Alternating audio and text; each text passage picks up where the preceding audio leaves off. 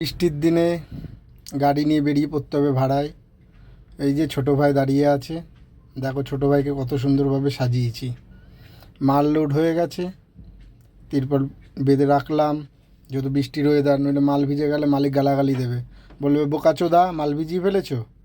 আর এই যে মাল কাটিং আবার হচ্ছে, আবার আসবো, আবার লোড হবে, বেরিয়ে পড়ছি আমি, বুঝেছো?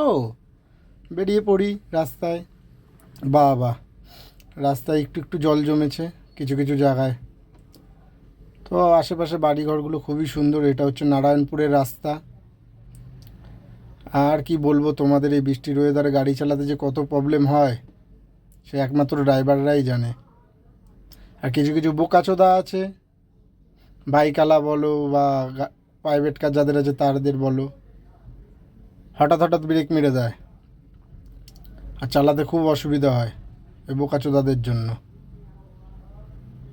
তাতে কি, তাতে তো গাড়ি চালিয়ে যেতেই হবে। তো এটাই তো রুটি রোজগার, কাজ না করলে খাবো কি? পেট থাকলে তো কাজ করতেই হবে। তো কে বোকাচোদা, কে কি ভেবে লাভ নেই।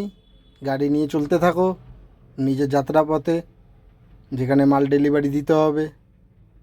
ঠিক আছে, আমিও যাচ্ছি বৃষ্টির ওয়েদারে। তোমরাও ভালো থেকো সবাই। বৃষ্টির ওয়েদারে বাড়িতে জমিয়ে খাওয়া দাওয়া করো, ভালোভাবে থেকো সবাই বৃষ্টির ওয়েদারে।